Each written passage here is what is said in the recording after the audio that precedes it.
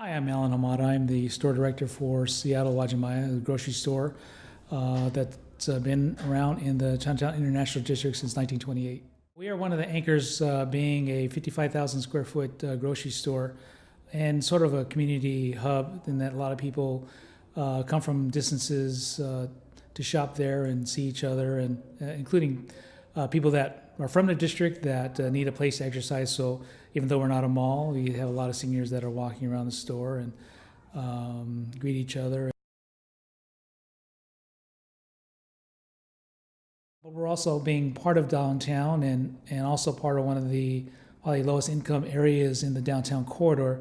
We see more than our share of poverty and street living and people down on their luck and people that are participating in addictive behaviors. So it's all mixed up in our district, and so we're trying to take care of everybody, provide a nice community environment, great food, but also opportunities for people to interact. At the same time, when we come across people that are having hard times or stealing, whether it's for food or because of drugs, they need candy for their high, that we have third-party security that can help stop those individuals and where appropriate. Obviously, we have a lot of people that have issues that where they're not passing through, they're part of the district, and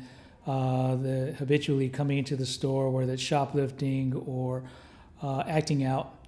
And so LEAD is a program that helps us deal with the people that are, in particular, are there in the district that need help, that are at least open to the idea of working with somebody to help them.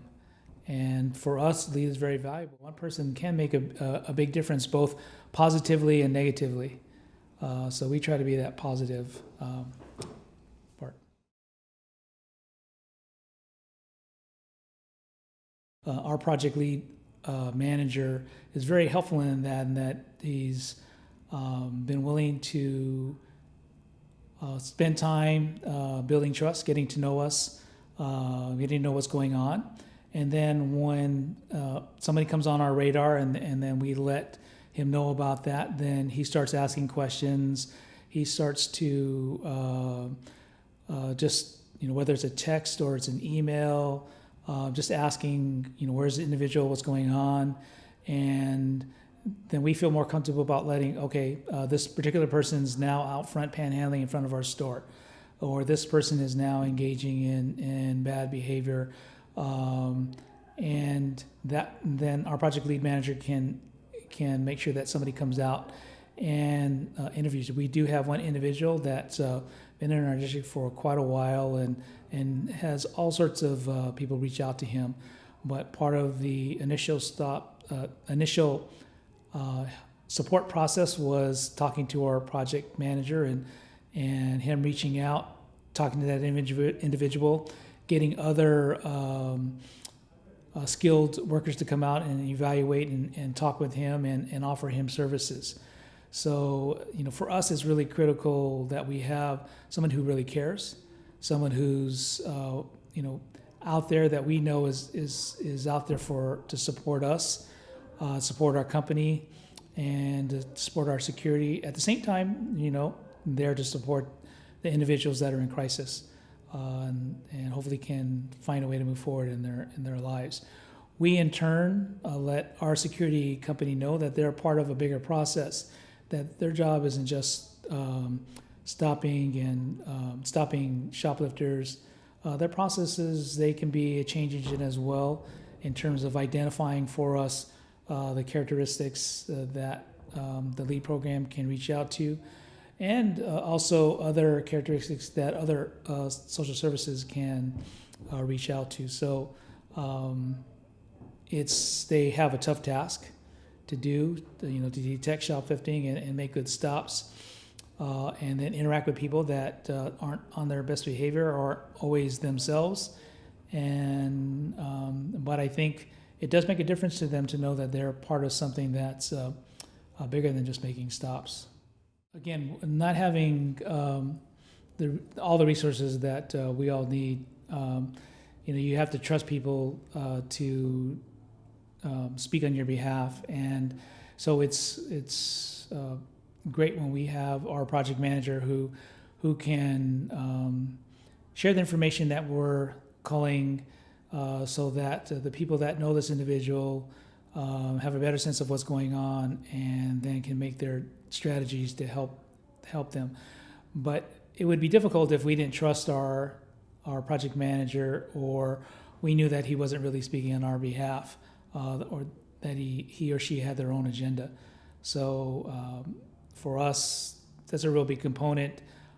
That's what allows me to continue to participate. Otherwise, it would be a waste of my time, because nothing would really happen, nothing would get accomplished.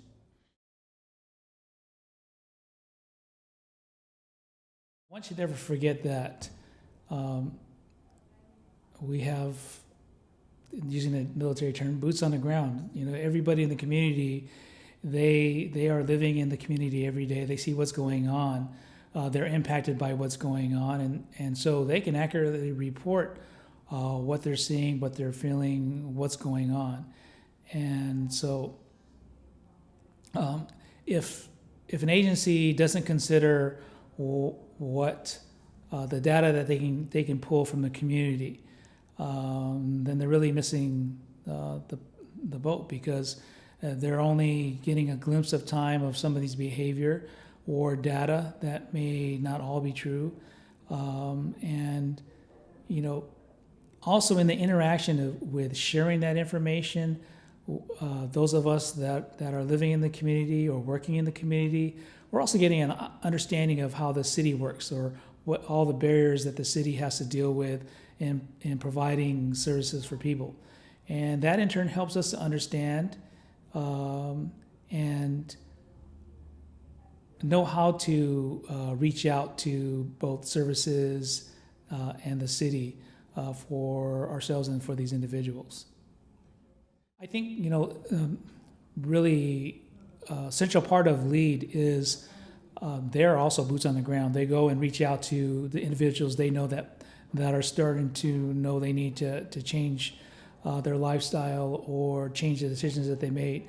And so in a very similar way, they understand what it's like to just be amongst a lot of the folks that need help. So I think they get it, and they can really relate to the information, and then help transmit that to the different channels that need to hear it in a way that they need to hear it.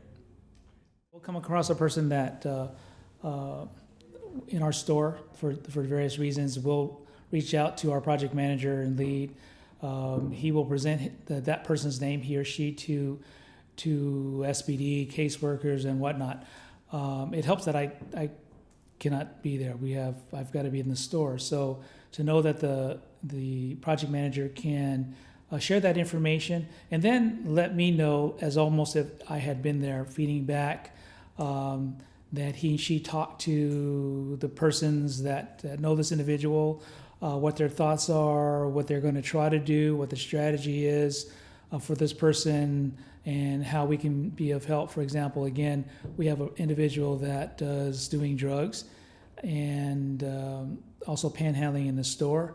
So if the strategy is to come in and reach out to him that day, then that case manager can let me know through the various ways. And when I see that individual, or my security sees that individual, I can get back to that project manager, who can then let the people know where this individual is. And this happened many times at our store.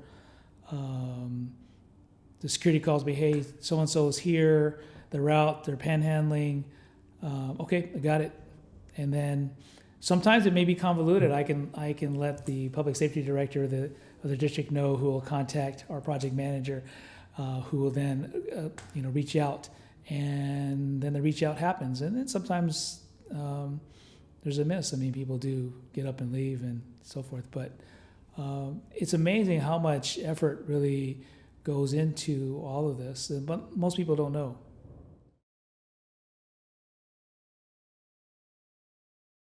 What's important for me as a store director is that I have a project manager that understands a lot of the time constraints that I have, that I'm not always able to communicate at a time when a project manager is ready. So the ability to use text messages, email is very helpful.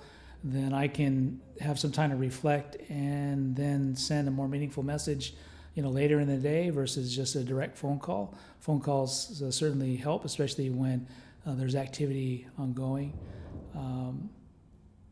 Definitely needing that an understanding of the different challenges that people in business have, because we have these things that happen, and we can't stop and do a do-over. We've got to continue to work and try to make the best out of situations as they come up.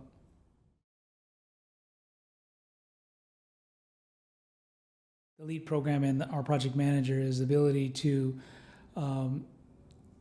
lift up names not only for that program, but also other social services. Usually a person isn't just an addictive behavior, maybe there's mental illness and there's other things going on. And so not everybody falls into lead, although it may start out that way. And it's really more expedient for us that our project manager has connections to these other agencies and services, so that this person is helped, not just because this person's a candidate for lead. Overall, we know that when we're going to our project manager for lead, it's not just for lead. It leads to other services that can get this person off the street.